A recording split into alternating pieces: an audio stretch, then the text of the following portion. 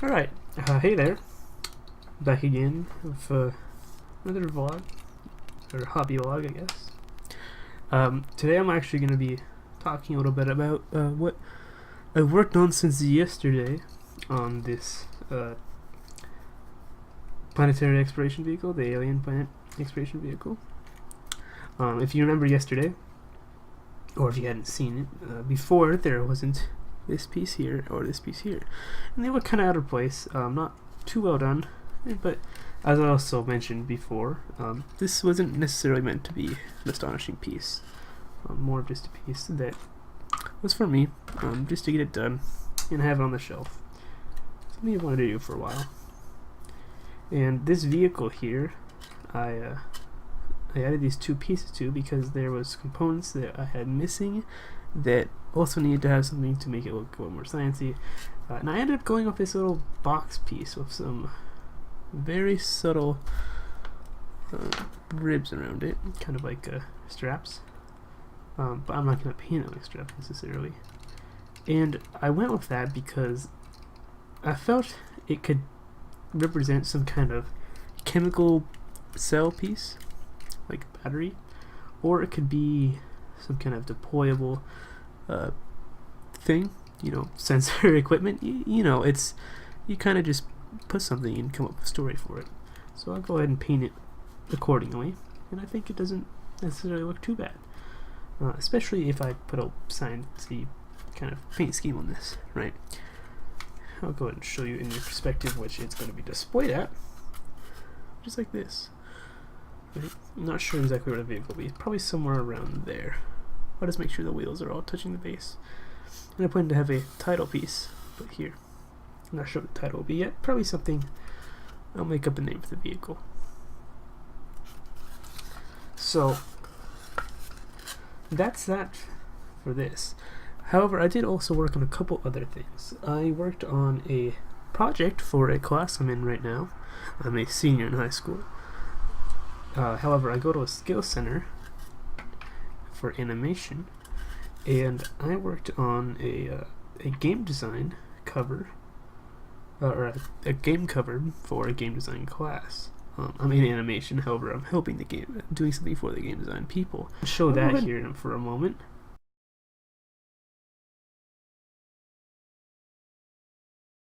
Alright, so there's that, and that is really just kind of more of a rough to final draft on it. There will be some changes made, however, I'm not necessarily too happy with it, but it's something, of course, something I've needed to get done that I've really kind of been putting aside. Hopefully, I won't do that too much anymore. It's kind of the plan, at least. Be a little bit responsible on that front, right? So, other things that have been done today on the art front, I actually spent a little bit of time working in Pipakura. And if you're not sure what that is, Pipakura is a piece of software which allows you to take a 3D model you might have and unfold it. That's the term that they use. And allow you to make a papercraft model of it. Here's an example of a printed piece of Pipakura, I guess a piece of a model. See, you can kind of see, I'm not going to bother zooming the camera quite yet. You can kind of see it's got the fold lines and some WIPs, I guess that's the word, WIPs, to allow you to make the folds and glue it, right? And you cut it out and you glue it, or you fold it and you glue it, right? You score it and all that. And the interesting thing about that is it allows you to make your own papercraft models easily, or easier.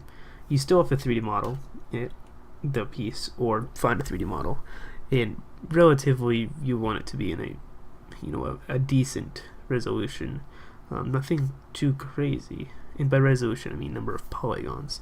You don't want anything super rounded, or else it will be ridiculously hard to fold and very complicated. However, I just did a simple building. I don't have it assembled right now, simply because I wasn't too happy with the results. I was gonna kind of consider resizing, and then I'll maybe consider building it. And the reason I made a building is because I'm picking up these CAV operations, I believe, CAV. I could be wrong. I'll go ahead and show some pictures right around now of what that is. Or soon. I'll show it after this, actually. Of these miniatures I'm getting from Reaper. They just released them, I think, a month or two back. Maybe sooner. Probably more around a month. And they're really quite nice little mech miniatures. And they are amazing for what I'm going to be doing, which is BattleTech. And I just picked up a couple of BattleTech books from my old secondhand bookstore. Something I've been wanting to do for a while is play some BattleTech, and I haven't gotten to. So hey, I picked up those books, and maybe I'll make some really cool, papercraft terrain, and pick up those models and give it a try. Also, I've been considering making my own rule set for a mech game. Might be pretty fun. Definitely worth considering. And hey, those are great models to play them with.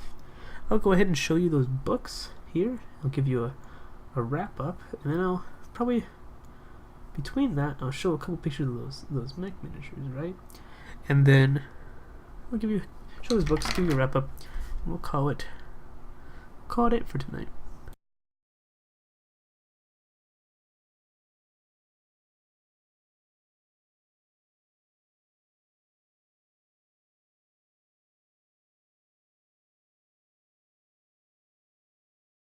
So, here we have these BattleTech books, right here. Let me just frame them up a little bit better. There's this Aerotech 2. What is it? A revised edition. I'll obviously look more into this. I'm pretty sure this is more for adding, we can see drop ships. Well, I read a little bit. Fighters, other aircraft, stuff like that.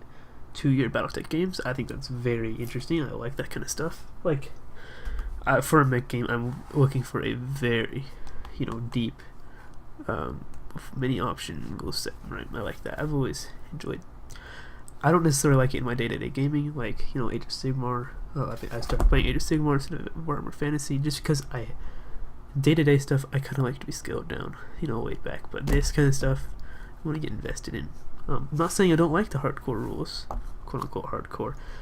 I did play fantasy for many years, and I did play 40k, or do play 40k, and I like those heavier rule sets. I play War Machine.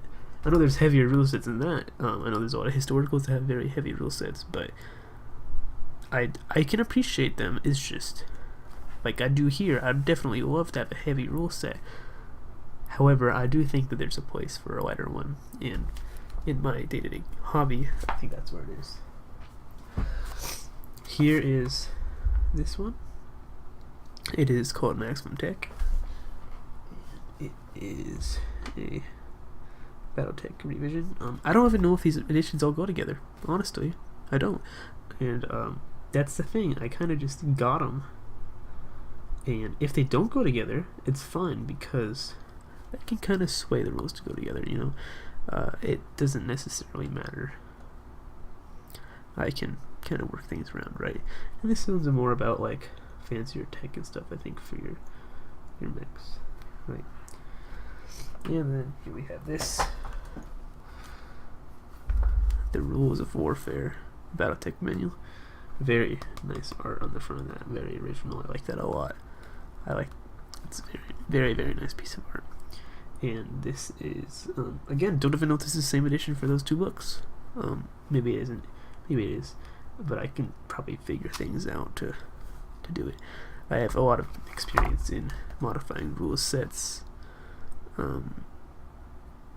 I guess, in a effective way to be able to get a rule system I'm more happy with, I guess. Working on balancing and such.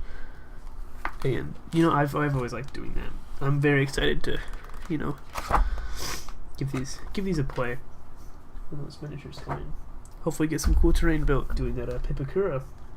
If you want to check that out, you can just type in Pipakura on your search engine and find that. If you have a 3D modeling software, you can make your stuff, or there's tons of places online where you can find 3D models. You can honestly, I've seen people do 40k stuff like rhinos. They've done their models of rhinos, and then they'll unfold them, and then you get a paper model, and they'll fix it up, and they can print it, and you get a paper rhino. You know, you do in cardstock, right?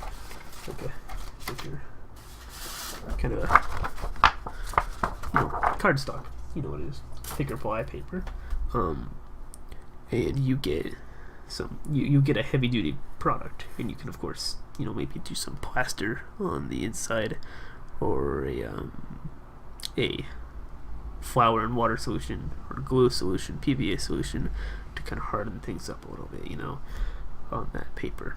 You can really have a lot of fun with paper crew. I plan to have a bit of fun with it. I'm deciding right now, do I take this, right, this is just a gray piece, and those models, by the way, they're an N scale. I haven't worked with N scale at all. That's going to be interesting.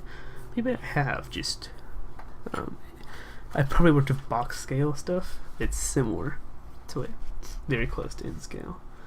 I think I have, actually, matter of fact, but again, it's box scale, it's not specifically N scale. Or maybe it was, they just didn't advertise it, right? So, this piece here, right, this is you can just pretend these are the four walls of a building. So naturally you'd want it to be printed with you see the paper terrain kits, the cardstock terrain kits that you can buy. They're relatively cheap too. I'm not doing this because I don't want to spend the money. It's just I kind of want to make my own. They're relatively cheap and they look very nice, and they have very good graphic art printed on it. Now I'm considering, do I print the graphic art on it, meaning that I design it digitally, or do I paint it? Do I assemble it and then paint it? I think I have more experience in painting it physically, and I might be able to do something better like that right now.